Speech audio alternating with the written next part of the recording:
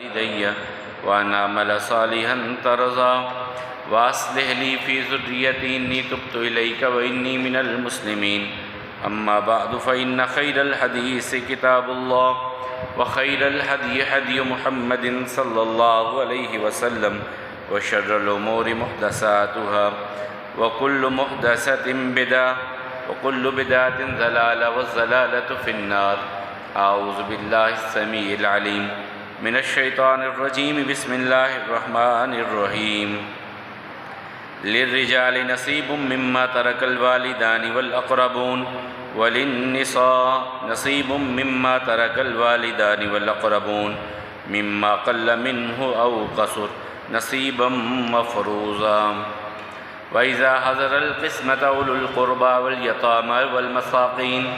فارزقوهم منه وقولوا لهم قولا معروفا. وقال في مقام الآخر تلك حدود الله ومن يطع الله ورسوله يدخله جنات تجري من تحتها الأنهار خالدين فيها وذلك الفوز العظيم. ومن يعص الله ورسوله ويتعد حدوده يدخله نارا خالدا فيها ولهم عذاب مهين. صدقت یا رب العالمین. اللہ احکم الحاکمین کی بے پناہ حمد و ثنا،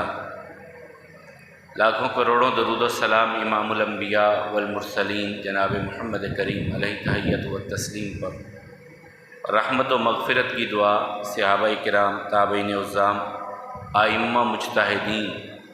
اور تمام مرحومین مسلمین کے لیے، پوری انسانیت کے لیے امن، ایمان اور ہدایت کی دعا کے بعد، پچھلے خطبہ جمعہ میں میراث، وراثت، ترکہ، اس پر ہم کچھ گفتگو کر رہے تھے کہ ایک انسان دنیا سے چلا جاتا ہے تو اس کی جو بھی مال و اسباب ہیں اس کو تقسیم کرنا، اور تقسیم کس کس انداز میں کرنا، کس کس کو ملنا، کس کس کو نہ ملنا، اس پر میں بڑے اختصار کے ساتھ آپ کے سامنے چند باتیں رکھ سکا تھا پچھلے جمعہ میں. یہ حقیقت ہے کہ یہ بہت بڑا ایک علم ہے جس کے بارے میں رسول اللہ صلی اللہ علیہ وسلم کا ایک فرمان کہا جاتا ہے. فرمایا وراثت کا علم آدھا علم ہے، وراثت کے علم کو جان لینا یہ آدھا علم ہے. یہ رسول اللہ صلی اللہ علیہ وسلم کا فرمان ہے. بہت ساری کمیاں کوتاہیاں ہوتی ہیں اس میں یقیناً، تو یہ سورۃ النساء میں اس کا تفصیلی اللہ تعالیٰ نے تذکرہ کیا، اور آغاز میں مالک و مولا کہتے ہیں للرجال نصیب مما ترک الوالدان والاقربون، والدین یا قریبی جو چھوڑ جائیں مردوں کا اس میں سے حصہ ہے. وللنساء، اور اسی طرح عورتوں کا بھی حصہ ہے. یہ خاص طور پہ عرب معاشرے میں اور آپ کے اس بر عظیم پاک و ہند میں جو ہندو مذہب تھا وہ عورت کو حصہ وراثت میں، جائیداد میں نہیں دیتا تھا. وہ جہیز کا اسی وقت تصور تھا کہ شادی کے موقع پر جو کچھ دینا دلانا ہے دے دو، فارغ کر دو، اب اس کا وراثت میں ترکے میں کوئی حصہ نہیں ہوگا. اسی لیے جہیز کا ایک جو تصور ہے یہ بھی ایک اسلامی تصور نہیں ہے، یہ لمبی بات ہو جائے گی. عرب میں بھی ایسا ہی ہوتا تھا کہ جو قریبی رشتہ دار ہوتا وہ سارا مال اپنا بنا لیتا. حضرت سعد ابن ربیع رضی اللہ تعالیٰ شہید ہو گئے احد کے میدان میں. احد میں شہید ہوئے، ان کی صرف 2 بیٹیاں تھیں. اب جو مال چھوڑ کر کے گئے تھے ان کے بھائی نے اس پر قبضہ کر لیا. اپنی یتیم بھتیجیوں کو کچھ نہیں دیا، نہ اپنی بیوہ کو کچھ دیا.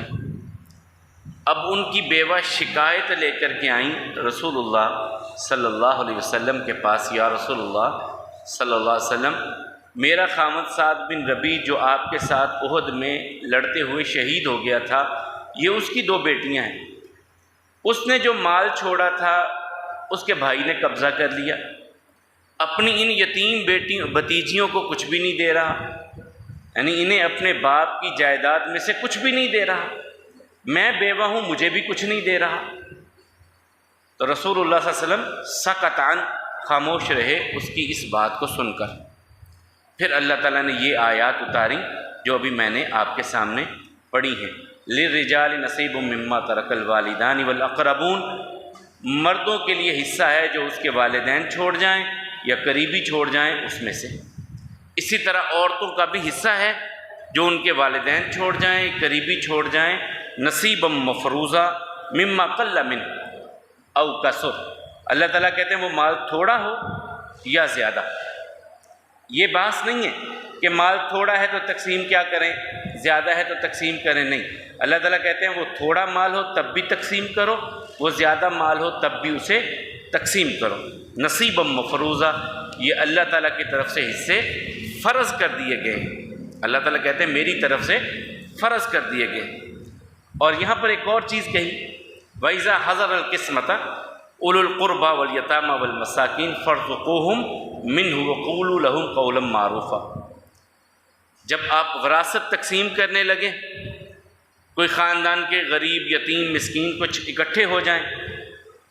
تو ان کو بھی کچھ نہ کچھ رزق اس میں سے دو۔ آپ جائیداد تقسیم کرنے لگے، ایک مثال کے طور پہ میں دنیا سے جاتا ہوں، میرا ترکہ میرے بیٹے تقسیم کرنے لگتے ہیں، وہاں پر کوئی یتیم میرے خاندان کا کوئی مسکین آ جاتا ہے، اللہ تعالیٰ کہتے ہیں کہ میرے اس ترکے میں سے میرے ان یتیم مسکین رشتہ داروں کو بھی کچھ نہ کچھ رزق دو، ان کو بھی کچھ نہ کچھ دو، اور دو خوشی کے ساتھ، وَقُولُوا لَهُمْ قَوْلًا مَّعْرُوفًا، اچھی بات کہنا، یہ نہ کہنا لے اب تقسیم کرنا یہ کہاں سے آ گئے، اب ان کو بھی ہم دیں، غصے کے ساتھ نہیں، قول معروف کے ساتھ اچھی بات کہتے ہوئے ان غریب مسکین یتیم کا میں نے آپ کو پہلے بھی بیان کیا ہے، یتیم وہ بچہ وہ بچی ہوتی ہے جس کے باپ کا سایہ سر سے اٹھ جائے اور ابھی یہ بلوغت کی عمر کو نہ پہنچے، جب بلوغت کی عمر کو پہنچ گئے اب یتیمی ختم ہو جاتی ہے جب وہ بالغ ہو جائے۔ مسکین کون ہوتا ہے؟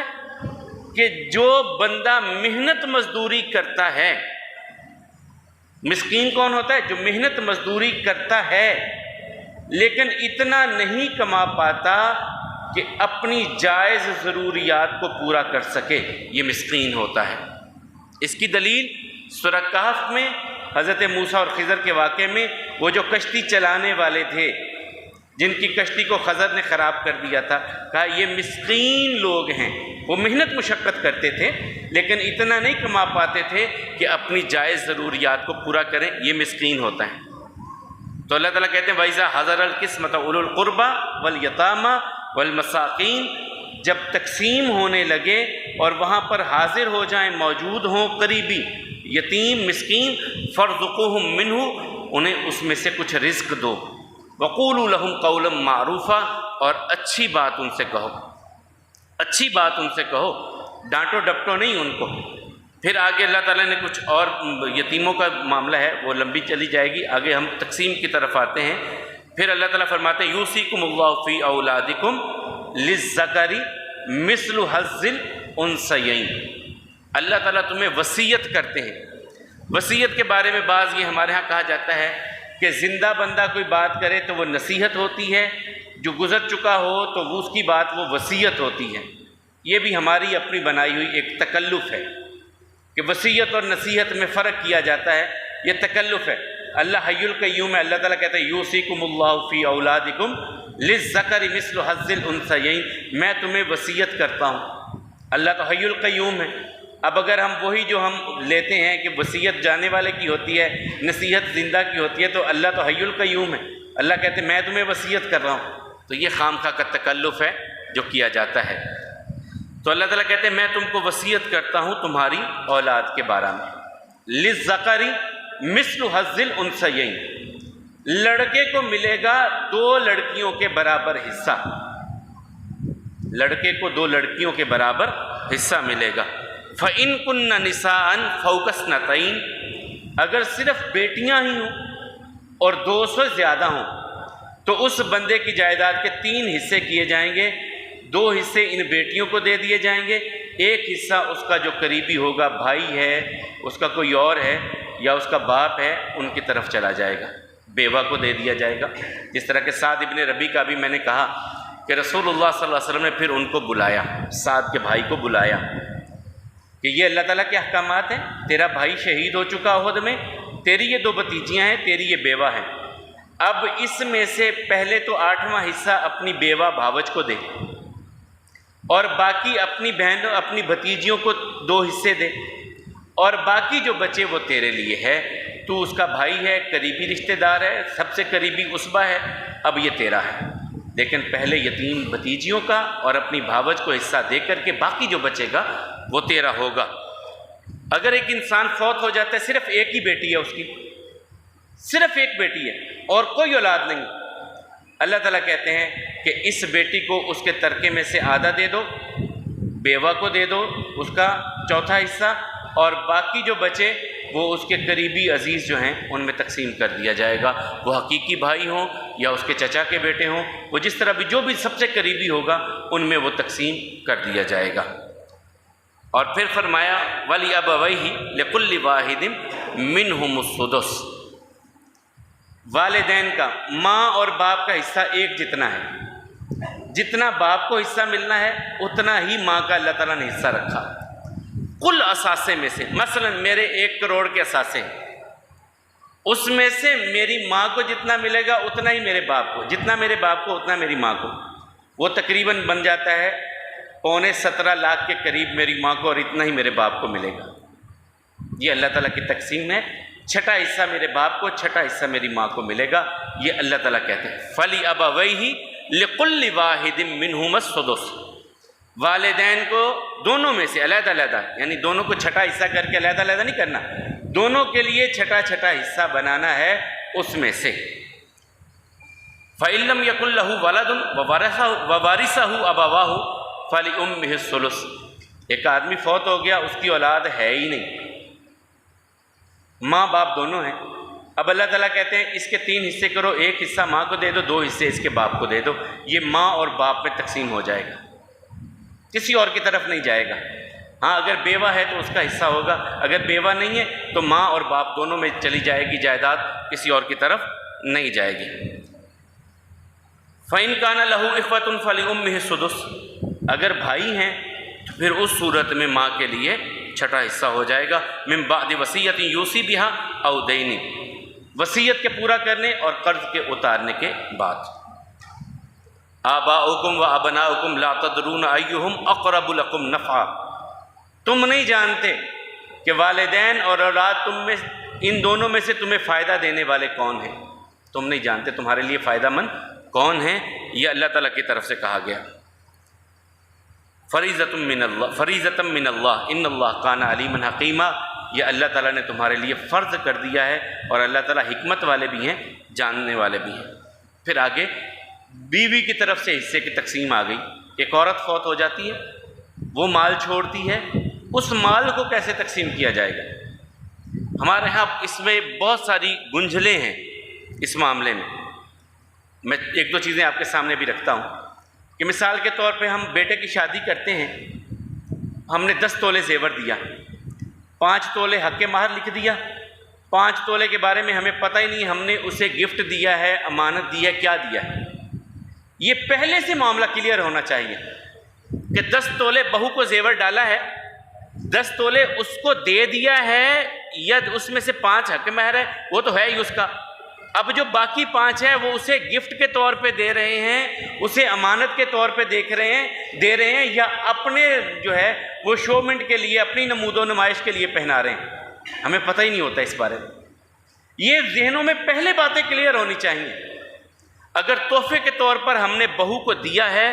تو اس کو واپس نہیں لے سکتے، میں نے آپ کو پہلے بھی بتایا تھا، دیا ہوا تحفہ کسی سے واپس نہیں لیا جا سکتا۔ آج آپ کسی کو کوئی چیز دیتے ہیں، کل آپ ناراض ہو جاتے ہیں اور کہیں میں نے تجھے وہ چیز دی تھی واپس کر مجھے، یہ حرام ہے، یہ حرام ہے۔ منگنیاں کرتے ہیں، سوٹ دے دیے، رشتہ دار جو آئے تھے منگنی کرنے سوٹ دے دیے، انگوٹھیاں دے دیں، بعد میں کہا واپس کرو، سب حرام کام ہے یہ۔ عمر فاروق رضی اللہ تعالیٰ نے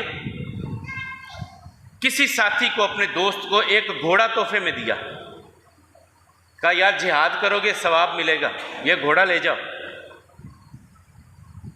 جہاد کرنے کے لیے دیا۔ ایک دن بازار سے گزر رہے تو وہ گھوڑا بڑا کمزور، عمر فاروق رضی اللہ تعالیٰ کو بڑا ہے یار، اتنا قیمتی گھوڑا اور ایسا زبردست تیار گھوڑا میں نے دی، اس کا حال کیا کر دیا، اس نے سنبھالا ہی نہیں اسے۔ اور وہ گھوڑا بک رہا تھا بازار میں، دل میں خیال آیا کہ میں اسے خرید لوں، یار یہ بڑا قیمتی گھوڑا ہے، ضائع کر دیا اس کو، خرید لوں۔ لیکن دل میں کچھ وسوسہ آیا، مسجد میں آ گئے، یا رسول اللہ صلی اللہ علیہ وسلم، میں نے فلاں بندے کو ایک گھوڑا تحفے میں دیا تھا جہاد کے لیے، اب وہ گھوڑا اس نے ضائع کر دیا، سنبھال نہیں کی اس کی، بازار میں بک رہا ہے، میں خرید لوں اس کو۔ رسول اللہ صلی اللہ علیہ وسلم فرمایا نہیں خرید سکتا، پیسے دے کر کے بھی، جو تو نے کل گفٹ دیا تھا آج وہ پیسے دے کر کے بھی واپس نہیں لے سکتا۔ اور پتہ کتنی بڑی بات کی رسول اللہ صلی اللہ علیہ وسلم نے اس پر، فرمایا اگر تو وہ واپس لیتا ہے، دی ہوئی چیز واپس لیتا ہے، دیا ہوا تحفہ واپس لیتا ہے، یہ اتنا برا گندا عمل ہے کہ کتا الٹی کرے اور دوبارہ پھر اس الٹی کو اپنے اندر دوبارہ نگل لے۔ جتنا یہ ناپسندیدہ اور گندا عمل ہے اتنا ہی گندا یہ عمل ہے کہ کسی کو تحفہ دے کے واپس لے لیں، جسے ہم اپنی پنجابی زبان میں کہتے ہیں نا تھوک کے چاٹ لینا، یہ ہے کتا الٹی کرے پھر اسے دوبارہ چاٹ لے۔ جتنا گندا یہ عمل ہے اس سے بڑا گندا عمل یہ ہے کہ کسی کو تحفہ دے کر کے واپس لے لو۔ پہلے سوچ سمجھ کر معاملات کرو، بعد میں شریعت کی دھجیاں نہ اڑایا کرو ان معاملات میں۔ ہمارا رشتہ نہیں نبھ سکتا، منگنی پہ ہم نے یہ کچھ دیا تھا، ہمارا واپس کرو، ہم سے واپس لے لو، یہ چلیں۔ اللہ تعالیٰ فرماتے ہیں وَلَكُمْ نِصْفُ مَا تَرَكَ أَزْوَاجُكُمْ إِن لَّمْ يَكُن لَّهُنَّ وَلَدٌ۔ ایک عورت فوت ہو گئی، اس کی اولاد نہیں ہے، اس کی جائیداد میں سے آدھی جائیداد اس کے خاوند کو مل جائے گی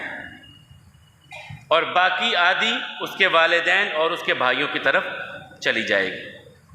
اور اگر وہ صاحب اولاد فوت ہوئی ہے عورت تو فرمایا فَإِن كَانَ لَهُنَّ وَلَدٌ فَلَكُمُ الرُّبُعُ مِمَّا تَرَكْنَ مِن بَعْدِ وَصِيَّةٍ يُوصِينَ بِهَا أَوْ دَيْنٍ۔ اگر عورت صاحب اولاد فوت ہوئی ہے تو اس کی جائیداد میں سے چوتھا حصہ خاوند کو مل جائے گا اور باقی اس کی اولاد میں تقسیم ہوگا، اور اولاد میں اسی طرح تقسیم ہوگا جس طرح باپ کی جائیداد میں بیٹی کے لیے بیٹے سے آدھا، اسی طرح ماں کی جائیداد میں سے بھی اسی تقسیم پر یہ تقسیم ہوگی، ایک جیسی تقسیم ہوگی، ماں کی طرف سے ورثہ ہو یا باپ کی طرف سے ورثہ ہو۔ وَلَهُنَّ الرُّبُعُ مِمَّا تَرَكْتُمْ إِن لَّمْ يَكُن لَّكُمْ وَلَدٌ فَإِن كَانَ لَكُمْ وَلَدٌ فَلَهُنَّ الثُّمُنُ۔ اور اگر تم فوت ہو جاؤ تو تمہاری بیویوں کو چوتھا حصہ ہوگا اگر تمہاری اولاد نہیں ہے، اور اگر اولاد ہے تو ان کا 8واں حصہ ہے۔ مما ترکتم من بعد وصیۃ توصون بها او دین، وصیت کے پورا کرنے کے بعد اور قرض کی ادائیگی کے بعد یہ ساری تقسیم ہے۔ جس طرح میں نے پچھلے جمعہ میں آپ سے بات کی تھی کہ سب سے پہلے میت کی تجہیز و تکفین کا انتظام اس کے اپنے مال سے کرنا ہے۔ کفن فلاں، قبر کے پیسے فلاں، غلط، اپنے مال میں سے تجہیز و تکفین کا انتظام، دوسرے نمبر پر قرض کی ادائیگی، تیسرے نمبر پر وصیت کا ادا کرنا، اور پھر چوتھے نمبر پر اس کی جائیداد کی وراثت کی تقسیم اس کے بیٹے بیٹیوں، خامد بیوی اور ان کے درمیان جو ماں باپ کے درمیان جو کی جائے گی۔ یہ چوتھے نمبر پر معاملہ آئے گا جسے ہم سب سے پہلے رکھتے ہیں، سب سے پہلے تجہیز و تکفین، اور اس میں دیر نہیں۔ اس کے بعد قرض کی ادائیگی، اس کے بعد وصیت کا پورا کیا جانا، اور اس کے بعد ترکہ تقسیم ہوگا۔ یہ اللہ تعالیٰ کی طرف سے تقسیم ہے۔ ہاں، اب یہاں ایک اور بات آ گئی کہ ایک آدمی فوت ہو جاتا ہے، اس کے ماں باپ بھی نہیں ہیں، اس کی اولاد بھی نہیں ہے، اسے کہتے ہیں کلالہ۔ کلالہ، ماں باپ بھی نہیں، اولاد بھی نہیں، اب اس کی جائیداد کدھر تقسیم کی جائے گی؟ تو اس کے لیے دو طریقے ہیں اللہ تعالیٰ نے بیان کیے، اسی سورہ نساء میں یہاں بھی اور ایک آخر پہ بیان کیا۔ فرمایا اگر ایسا کوئی انسان فوت ہو جاتا ہے، وَإِنْ كَانَ رَجُلٌ يُورَثُ كَلَالَةً أَوْ امْرَأَةٌ وَلَهُ أَخٌ أَوْ أُخْتٌ، ایک آدمی کلالہ فوت ہو گیا، بے اولاد فوت ہو گیا، ماں باپ بھی نہیں، ہاں ماں باپ اگر موجود ہوں تو پھر بھائیوں کو حصہ نہیں جاتا، باپ کی موجودگی میں بھائی وارث نہیں بنتا، باپ وارث بنے گا، بیٹوں کی موجودگی میں پوتے وارث نہیں بنتے، یہ بھی بات ذہن میں رکھیں۔ ایک بندہ فوت ہو گیا، باپ اس کا ابھی زندہ ہے، باپ کی جائیداد ابھی تقسیم ہونی ہے، بیٹا ایک فوت ہو گیا، مثال کے طور پہ ایک بندے کے 3 بیٹے ہیں، ایک بیٹا زندگی میں فوت ہو گیا، 2 بیٹے ابھی زندہ ہیں، باپ بعد میں فوت ہوا، باپ کی جائیداد تقسیم ہونے لگی، اب یتیم پوتوں کو یا وہ اگر بڑے بھی ہو گئے ہوں ان کا وراثت میں حصہ نہیں ہے، بیٹوں میں تقسیم ہوگی، بیٹیوں میں تقسیم ہوگی، والدین موجود ہیں ان میں تقسیم ہوگی، پوتوں کے لیے نہیں ہے۔ یہ بھی ایک امتحان ہے، اس پر بعض منکرین حدیث نے بڑی، لیکن ہمارا پاکستان کا قانون کچھ اور ہے، ویسے اس بارے میں شریعت اسلامیہ کچھ اور ہے، پاکستان کا قانون کچھ اور ہے اس بارے میں۔ یتیم پوتا یا پوتی وہ وارث نہیں بن سکتے، ہاں اگر وہ جانے والا وصیت کرے، اسے احساس ہو، اور یہ اللہ تعالیٰ نے اس کے امتحان کے لیے چھوڑ دیا ہے معاملہ، کہ اس کا امتحان ہے کہ اب یہ اپنے جانے والے بیٹے کی اولاد کے بارے میں کیا فیصلہ کرتا ہے، وہ وصیت کرے ان کے بارے میں، 1/3 تک وصیت کر سکتا ہے نا، اپنے اس جو فوت ہونے والے بیٹے کی اولاد جو ہے اس کے بارے میں 1/3 میں سے وصیت کر کے جائے کہ ان کو یہ دے دو، یہ اور یہ انسان کے اپنے ایمان کا بھی امتحان ہے، یہ اللہ تعالیٰ نے انسان کا اصل میں امتحان لیا ہے کہ تو یہاں اپنی اولاد کے بارے میں اب کیا کرتا ہے، یہ امتحان ہے۔ تو پھر اللہ تعالیٰ فرماتے ہیں کہ اگر ایسا بندہ فوت ہو جائے، وَإِنْ كَانَ رَجُلٌ يُورَثُ كَلَالَةً أَوْ امْرَأَةٌ وَلَهُ أَخٌ أَوْ أُخْتٌ، ایک آدمی فوت ہو گیا، اس کے والدین بھی نہیں ہیں، اولاد بھی نہیں ہے، بھائی بہن ہیں، اب بھائی بہنوں کو چھٹا حصہ، یہ یہاں پر بھائی بہن ایک جیسے ہو جائیں گے، ان کو ایک جیسا حصہ، چھٹا حصہ دیا جائے گا اگر وہ اخیافی بھائی بہن ہیں، یعنی جن کے باپ ایک ہے مائیں مختلف ہیں، باپ ایک ہے، باپ کی طرف سے ایک جو بہن بھائی ہیں ان میں یہ تقسیم ایک جیسی ہوگی، اور اگر ماں کی طرف سے ایک جیسے بھائی بہن ہیں اور اگر حقیقی بھائی بہن ہیں تو ان میں سے وہی تقسیم ہوگی جو ایک باپ کی جو اولاد میں مثل حظ الانثیین، جس طرح ایک مرد کو 2 عورتوں کے برابر حصہ آئے گا تو وہاں بھی وہ تقسیم اسی طرح چلی جائے گی۔ اب یہاں پر 1-2 چیزیں اور ہیں ہمارے ہاں، خاص طور پہ تقسیم ہو جاتی ہے، تقسیم کے وقت میں جو میں نے پچھلے جمعے کہا تھا کہ زندگی میں تقسیم کرنا، زندگی میں تقسیم کرنا، اس پر ہم کیسے تقسیم کریں گے؟ رسول اللہ صلی اللہ علیہ وسلم نے فرمایا اپنی اولاد کے درمیان اعدلوا بین اولادکم، اولاد کے درمیان عدل کرو، جب تم تحفہ دینے لگو، عطیہ دینے لگو تو اولاد میں عدل کرو، یہاں بیٹی کو جو دینا ہے وہی بیٹے کو دینا پڑے گا، جو بیٹے کو دینا ہے وہی بیٹی کو دینا پڑے گا۔ بیٹے کو آپ موٹر سائیکل لے کر کے دیتے ہیں، جتنے کی لی ہے اتنے پیسے سب بچوں میں تقسیم کرنے پڑیں گے آپ کو، ایک بیٹے کو موٹر سائیکل لے دیں، دوسرے کو سائیکل بھی نہ لے کر کے دیں، یہ ظلم ہے، یہ زیادتی ہے۔ اور میں نے آپ کو اس کا واقعہ سنایا تھا، وہ تفصیل کا ہے، حضرت نعمان بن بشیر رضی اللہ تعالیٰ عنہ کا، وہ کہتے ہیں کہ مجھے غلام دیا، میری ماں پیچھے پڑی رہی کہ اپنے خاوند کو کہتی رہی کہ میرے بیٹے کو کچھ دو، میرے بیٹے کو کچھ دو، اس کے نام کچھ لگاؤ، کوئی باغ لگا دو، کوئی زمین لگا دو، کوئی گھر لگا دو اس کے نام پر۔ ابا جان نے ایک دن میری اماں سے کہنے لگا اچھا یہ غلام تیرے بیٹے کو دیا میں نے، کہنے لگی ایسے نہیں، گواہ بناؤ رسول اللہ صلی اللہ علیہ وسلم کو۔ مختلف روایات کے مختلف الفاظ ہیں، رسول اللہ صلی اللہ علیہ وسلم کے پاس آئے، میں نے اس کو کہا تیری کوئی اور بھی اولاد ہے؟ جی ہے۔ سب کو دیا ہے؟ نہیں، میں یا تو سب کو دے یا اس سے بھی واپس لے لے، اگر تو ایسا نہیں کرے گا ظلم کرے گا، اور میں ظلم پر گواہ نہیں بن سکتا، میں ظلم پر گواہ نہیں بن سکتا۔ اعدلوا بین اولادکم فی العطیہ، عطیہ میں اپنی اولاد کے درمیان عدل کرو۔ اور دوسری حدیث میں آقا فرماتے ہیں اگر تحفہ دینے میں کسی کو فضیلت دیتا تو میں بیٹیوں کو فضیلت دیتا کہ ان کو تحفہ زیادہ دے دو، اگر میں فضیلت دیتا تو، لیکن نہیں، میں کہتا ہوں اولاد کے درمیان عدل کرو، یہ رسول اللہ صلی اللہ علیہ وسلم کا فرمان ہے۔ تو بیٹا ہو یا بیٹی، یہ نہیں سوچنا چاہیے کہ بیٹیاں ہیں اب ان کا کیا۔ ہمارے ہاں تو رونا پڑ جاتا ہے نا، کسی کے 2 بیٹیاں ہو جائیں، 3 بیٹیاں ہو جائیں، کہتے ہیں اس کی تو بیٹیاں ہی بیٹیاں ہیں۔ حالانکہ یہ عظیم انسان ہے، یہ انسان عظیم ہے جسے بیٹیوں کے ساتھ اللہ تعالیٰ نے آزمایا ہے، اور یہ میری بات نہیں ہے، محمد رسول اللہ صلی اللہ علیہ وسلم کی بات ہے۔ آقا علیہ الصلوۃ والسلام فرماتے ہیں من ابتلا ثلاث بنات، اللہ تعالیٰ جس کی آزمائش کرتے ہیں 3 بیٹیوں کے ساتھ اسے 3 بیٹیاں عطا کرتے ہیں، فصبرہن، وہ صبر کرتا ہے، ورزقہن وقساہن وسقاہن، انہیں کھلاتا ہے پلاتا ہے، لباس ان کو عطا لے کر کے دیتا ہے، ان کی تربیت کرتا ہے، ان کی شادی کرتا ہے۔ آقا علیہ الصلوۃ والسلام فرماتے ہیں ستر من النار، یہ بیٹیاں جہنم سے رکاوٹ بن جائیں گی، جہنم سے پردہ بن جائیں گی یہ بیٹیاں اس کے لیے۔ اور دوسری حدیث میں آقا علیہ الصلوۃ والسلام فرماتے ہیں جو انسان بیٹیوں کے ساتھ آزمایا گیا اور اس نے صبر کیا، انہیں کھلایا پلایا، ان کی تربیت کی، ان کی شادیاں کی، آقا علیہ الصلوۃ والسلام فرماتے ہیں اعتق اللہ النار، اس نے جہنم سے اپنے آپ کو آزاد کروا لیا۔ تیسری حدیث میں آقا فرماتے ہیں ادخلہ اللہ الجنہ، اللہ نے اس کو جنت میں داخل کر دیا، البتہ ہمیشہ ہمیشہ کے لیے اللہ تعالیٰ نے لازماً اس انسان کو جنت میں داخل کر دیا، جس کو 3 بیٹیاں۔ اب صحابی بولے یا رسول اللہ صلی اللہ علیہ وسلم اب اثنتان، اگر 2 ہی بیٹیاں ہوں 3 نہ ہوں تو پھر؟ آقا علیہ الصلوۃ والسلام نے فرمایا اللہ نے 2 ہی بیٹیاں عطا کی ہیں، 2 بیٹیوں کو کھلائے پلائے تربیت کر دے، ان کو ان کی تربیت کر دے، کھلا پلا دے انہیں، اور ان کی شادیاں کر دے، یہ بھی اس کو جہنم سے رکاوٹ بن جائیں گی، جہنم سے پردہ بن جائیں گی۔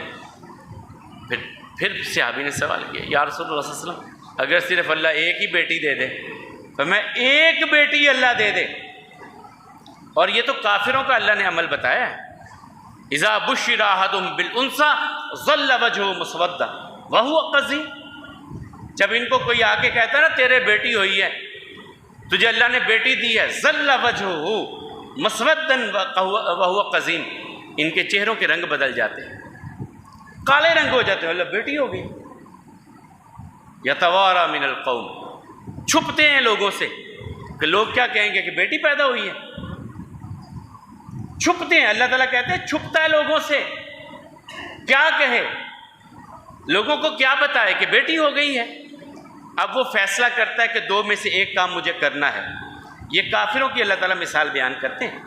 اب یا تو یہ ذلت ہے میرے لیے، استغفر اللہ، کہ بیٹی ہو گئی ہے، یہ تو یا ذلت کے ساتھ زندگی گزاروں، ام یدسہ فی التراب، یا اس بیٹی کو لے کر کے مٹی میں زندہ دفن کر دوں۔ الا ساء ما یحکمون، اللہ تعالیٰ کہتے ہیں بہت برا فیصلہ کرتا ہے یہ بندہ، میں نے بیٹی دی تھی، یہب لمن یشاء اناسا ویہب لمن یشاء الذکور، جس کو چاہوں میں بیٹے عطا کروں، جس کو چاہوں میں بیٹیاں عطا کروں، یہ میں عطا کرتا ہوں، تم کون ہوتے ہو؟ میں نے عطا کی۔ تو میں بہت برا انسان فیصلہ کرتا ہے جو کہتا ہے کہ یا تو میں مٹی میں دبا دوں اس کو، یا یہ ذلت برداشت کر کے زندگی گزاروں۔ کوئی ذلت نہیں ہے اس میں۔ امام احمد بن حنبل رحمہ اللہ، ان کے پوتی پیدا ہوئی، بیٹے نے آ کر کے کہا ابا جان اللہ نے بیٹی عطا کی ہے۔ امام احمد بن حنبل رحمہ اللہ کے بیٹے آئے اپنے ابا جان کو کہنے کے لیے ابا جان اللہ نے مجھے بیٹی دی ہے۔ کہا بیٹے خوش ہو جا، اللہ تعالیٰ نے نبیوں کو بیٹیوں کے باپ بنایا تھا، خود آقا علیہ الصلوۃ والسلام کو اللہ نے بیٹیوں کا باپ بنایا تھا، خوشی کی بات ہے، کوئی رونے کی بات نہیں ہے، کوئی پریشانی کی بات نہیں ہے۔ امام احمد ابن حنبل رحمہ اللہ کا اور ابن قیم کہا کرتے تھے کہ جو بیٹا ہونے کی خوشخبری دے اور بیٹی ہونے کی خوشخبری نہ دے، یہ بندہ اللہ کی تقسیم پہ شکوہ کرنے والا ہے، اللہ کی عطا پہ شکوہ کرنے والا ہے۔ بیٹے ہوئے تو لڈو بانٹ رہے ہیں، بیٹی ہوئی تو خاموشی سے گھر بیٹھ گئے۔ بیٹا دیا تو اللہ نے، بیٹی دی ہے اللہ نے دی، اس میں نہ تو آپ کا کوئی معاملہ ہے نہ آپ کی بیوی کا کوئی معاملہ ہے، یہ اللہ کی تقسیم ہے، اور اللہ کی تقسیم پر راضی ہو جانا چاہیے۔ اللہ کی تقسیم پر راضی ہونا چاہیے۔ اللہ کے حبیب علیہ الصلوۃ والسلام کو اللہ تعالیٰ نے بیٹے دیے تو بہت چھوٹی عمر میں دنیا سے لے گئے، بیٹیاں بڑی جوان ہوئیں پلیں، ان کی شادیاں کی رسول اللہ صلی اللہ علیہ وسلم نے، اور جب بیٹیاں آتی تو نبی کریم صلی اللہ علیہ وسلم کے چہرے کا رنگ خوشی سے چمک اٹھتا تھا کہ میری بیٹیاں آئیں۔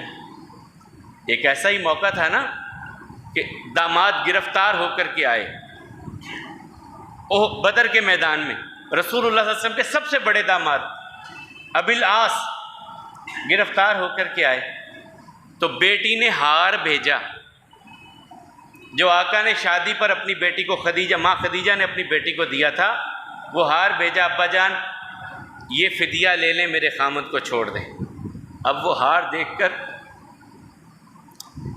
آقا علیہ الصلوۃ والسلام کی آنکھوں میں آنسو آ گئے، خدیجہ کی رفاقتیں یاد آئیں، بیٹی یاد آئی۔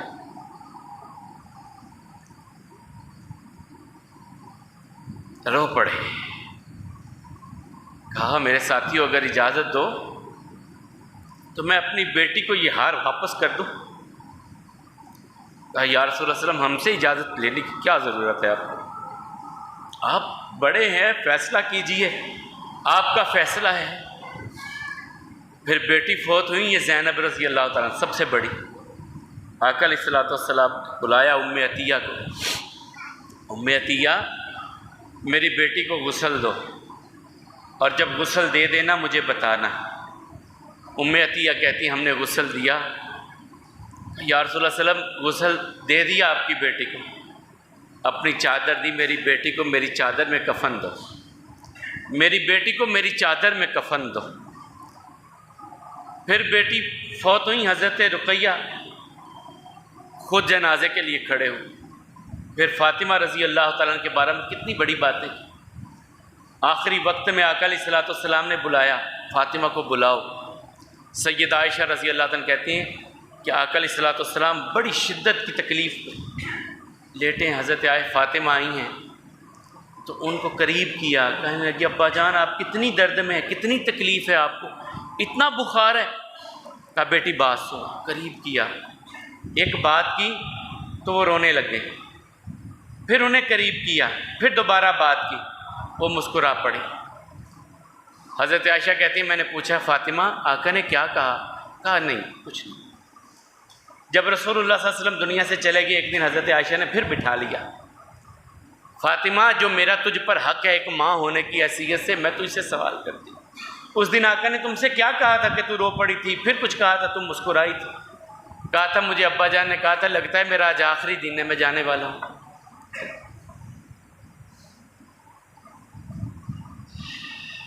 میں رو پڑی۔ آج باپ کا سایہ میرے سر سے اٹھ جائے گا۔ پھر ابا جان نے کہا بیٹی مجھے امید ہے تو سب سے پہلے میرے پاس آئے گی،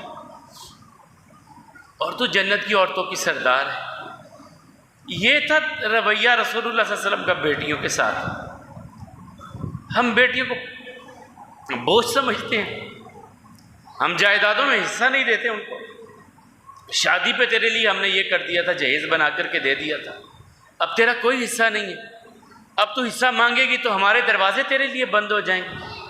یہ ہم بھائی بن جاتے ہیں، یہ رویے ہمارے ہوتے ہیں کہ اگر تو ہم سے باپ کی جائیداد میں سے حصہ مانگے گی تو پھر ہمارا تیرا رشتہ ناتا ختم، لے جا حصہ لے کے جانا ہے۔ اور ہم بلیک میل کر کے ان سے معاف کرواتے ہیں، کوئی معافی نہیں ہوتی ہے۔ ان کا جو حصہ بنتا ہے ان کو دے دو، ان کی ملکیت میں دے دو، سپرد کر دو ان کے، پھر وہ واپس کریں تو واپس کریں، ایسے کوئی واپسی نہیں ہوتی۔ جا کر کے بیٹھ گئے تیرا ایک ایک بھائی ہے، کیا کرے گی لے کے، کیا کرنا ہے، بھائی تو نہیں نا ملنے، بلیک میل کرتے ہیں، ایموشنل بلیک میل کرتے ہیں، ایسے کوئی معافی نہیں ملتی۔ جو ان کا وراثت میں حصہ ہے انہیں دے دو، پھر وہ واپس تمہیں دے دیں، اپنی مرضی سے دے دیں، نہ دیں، آدھا واپس کریں، آدھا رکھ لیں، سارا واپس کر دیں، سارا رکھ لیں، یہ ان کی مرضی ہے۔ ان کی ملکیت میں پہلے دینا لازم ہے، ان کی ملکیت میں دینا لازم ہے۔ اور اگر آپ یہ سمجھتے ہیں کہ ہم نے شادی کی تھی جہیز پہ خرچہ کر دیا تھا، وہ اللہ کا حکم نہیں تھا، وہ آپ نے اپنی نمود و نمائش کے لیے، آپ نے اپنے دنیا کے رکھ رکھاؤ کے لیے کیا تھا، اللہ کا حکم سمجھ کے نہیں کیا تھا۔ وہ اللہ کا حکم نہیں تھا، اللہ کا حکم یہ ہے کہ ان کو جائیداد میں سے حصہ دو، یہ اللہ کا حکم ہے۔ تو محترم حضرات، وقت اختتام کی طرف گیا، باتیں تلخ تھیں، شاید میں آپ کو وہ سمجھا پایا ہوں کہ نہیں سمجھا پایا، لیکن حقیقت یہ ہے کہ انسان اگر اپنی زندگی میں اگر آپ تقسیم کرتے ہیں، جس طرح ہمارے معاشرے میں اکثر ہوتا ہے، اولاد کھڑی ہو جاتی ہے، ابا جی مجھے میرا حصہ دے دیں، میں اپنا کوئی کام کروں مجھے میرا حصہ دے دیں۔ یہ وراثت نہیں میرے بھائیوں ہوتی، یہ وراثت نہیں ہوتی۔ اس میں آپ عطیہ دیں گے، ہبہ کریں گے، ہبہ میں بیٹے اور بیٹی کو ایک جیسا دینا پڑے گا۔ اور اگر دنیا سے جانے کے بعد وراثت تقسیم ہونی ہے تو وہاں پر آپ اپنی بہنوں کو اپنے باپ کی جائیداد ان کے حصے سے، ان کے حق سے محروم نہ کریں، اس وجہ سے کہ تیرا میرا رشتہ ناتا تب قائم رہ سکتا ہے کہ جب تو باپ کا حصہ مجھے دے دے گی۔ یہ ظلم کریں گے آپ، اور یہ ظلم آپ کو اللہ کے عذاب سے نہیں چھڑا سکتا۔ یہ ظلم کریں گے آپ، ظلم کریں گے اپنی بہنوں پر، ایسا قطع نہ کیجیے۔ یہ دنیا کی چند روزہ زندگی ہے، چند سکوں کی خاطر، چند ٹکوں کی خاطر جہنم کے راستے کو نہ اپنائیے، تھوڑے سے مال کی خاطر جہنم کے راستے کو نہ اپنائیے، قربانی دے کر کے جنت کے راستے کو حاصل کیجیے، قربانی دیجیے۔ دیکھیں کتنی بڑی اللہ تعالیٰ بات کہتے ہیں کہ جب تقسیم کرنے لگو وراثت، کوئی یتیم مسکین خاندان کا آ جائے اسے بھی اس میں سے رزق دو۔ کتنی بڑی اللہ تعالیٰ بات ہے۔ اللہ کم الحاکمین۔ ہاں، زندگی میں تقسیم برابر کرنا پڑے گی، زندگی کے بعد اگر ہوتا ہے تو وہ وراثت کے اصول میں نے بتا دیے کہ آپ کی مثلا میری جائیداد میرے جانے کے بعد میرے ماں باپ زندہ ہیں تو ان کو چھٹا چھٹا حصہ ملے گا،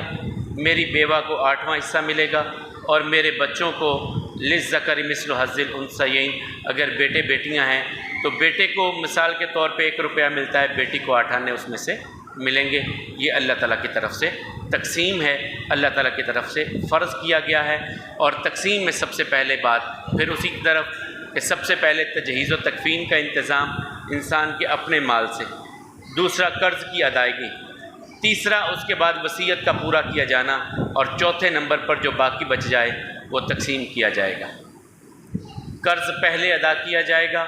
وصیت اس کے بعد اس پر عمل کیا جائے گا، اور اس کے بعد جو باقی بچتا ہے وہ تقسیم کیا جائے گا۔ قرض بہت بڑا بھاری معاملہ ہے۔ قرض کی ادائیگی کے بارے میں اپنی زندگی میں فکر مند رہا کریں، اور میں اکثر اپنے ساتھیوں سے کہتا ہوں، آپ اکثر کاروباری لوگ ہیں، زندگی کا حصہ ہے، لینا دینا پڑتا ہے، قرض لیتا بھی ہے انسان، دینا بھی پڑتا ہے، لیکن اپنے جو آپ نے قرض لیا اسے ضرور لکھ لیا کریں تاکہ آپ کی اولاد کے لیے آسانی ہو، پتہ ہو کہ ہمارے باپ نے یہ قرض لیا۔ گمنام قرض نہ چھوڑا کریں، گمنام قرض نہ چھوڑا کریں، لکھا کریں کس سے کیا لیا ہے، کس کو کیا دینا ہے، کس سے کب کتنا لیا ہے اور کس کو کب دینا ہے، یہ لکھا کریں۔ اور یہ تو قرآن کریم کی سب سے بڑی آیہ مبارکہ جو ہے نا، الفاظ کے لحاظ سے سب سے بڑی آیت جو ہے اسے آیت الدین کہا جاتا ہے۔ اس میں اللہ تعالیٰ نے قرض کے مسائل بیان کیے۔ الفاظ کے لحاظ سے سب سے لمبی آیت جو ہے قرآن کریم کی وہ قرض کے مسائل کے حوالے سے ہے۔ کبھی اس پر بھی انشاءاللہ بات کریں گے کہ قرض کس لیمٹ تک لیا جا سکتا ہے، کیسے لیا جا سکتا ہے۔ اور آج کے دور میں مثال کے طور پہ آپ قرض لیتے ہیں تو روپیہ تو ڈی ویلیو ہو رہا ہے، تو بندہ سوچتا ہے یار میں نے آج 1,00,000 روپیہ دیا، وہ تو 10 دن 15 دن کے بعد ڈی ویلیو ہو جائے گا، وہ تو 1,90,000 کے قریب اس کی قیمت رہ جائے گی، اور مجھے ملے گا تو اس وقت کیا بنے گا۔ یہ کبھی تفصیل سے اس پر بھی بات انشاءاللہ کریں گے کہ روپیہ جس طرح ڈی ویلیو ہوتا ہے تو قرض میں پھر کیا کریں۔ بعض کہتے ہیں کہ یار یہ تو ہم اگر سے اس پر منافع لے لیں تو کیا حرج ہے، منافع لے لیتے ہیں، ہمارا پیسہ کم نہیں پڑ گیا۔ آج ایک چیز 10 کی آتی ہے، کل کو وہ 15 کی آ رہی ہے، ہمارے پیسے تو 1,00,000 قرض دیا تھا وہ تو 1,00,000 رہ گیا۔ تو کبھی تفصیل پہ اس پہ بھی بات کریں گے۔ اللہ کم الحاکمین ہم سب کو اپنے دین کا فہم نصیب فرمائیں، کمیوں کوتاہیوں سے درگزر فرمائیں، ایمان والی صحت والی زندگی ہم سب کو عطا فرمائیں، جو ہماری زندگیوں میں کوتاہیاں ہیں ان سے درگزر فرمائیں، اور ہم سب کو ہمارے گھروں میں اپنی رحمتیں برکتیں نازل فرمائیں، ان راہوں پہ چلنے والا بنائیں جو راہیں جنت کی طرف جاتی ہیں۔ اللہ حکم الحاکمین جہنم کی راہوں سے ہماری بھی حفاظت فرمائیں، ہمارے اہل و عیال کی، ہماری اولادوں کی بھی حفاظت فرمائیں۔ حلال طیب اور وافر رزق ہم سب کو عطا فرمائیں، اپنے در کا فقیر بنائیں، غیروں سے ہم سب کو بے نیاز کر دیں۔ مالک و مولا جن کی اولاد ہے ماں باپ کی آنکھوں کی ٹھنڈک بنائیں، جن کی اولاد نہیں ہے اللہ ان کی جھولیوں کو بھی بارونق کر دیں۔ جو بیمار ہے مالک انہیں شفا عطا فرمائیں، جو اس دنیا سے جا چکے ہیں ان کی مغفرت فرمائے، اور ہم سب پر ایسے حکمران مالک لائے جو انسانیت پر رحم کرنے والے ہوں، جو رب کا ڈر رکھنے والے ہوں، اللہ کا تقوی رکھنے والے ہوں۔ اللہ ایسے حکمران ہم سب پر لائے، ہمارے شہروں کی حفاظت فرمائے، ہم سب کی حفاظت فرمائے، شیطان کے وسوسوں سے، شیطان کی پھونکوں سے ہم سب کی حفاظت فرمائیں، شیطان کے دھتکارنے سے اللہ تعالی ہم سب کی حفاظت فرمائیں، ہماری اولادوں کی حفاظت فرمائیں، ہمارے اہل و عیال کی حفاظت فرمائیں۔ اقول قولی ھذا والحمد للہ، استغفر اللہ لی ولکم ولسائر المسلمین۔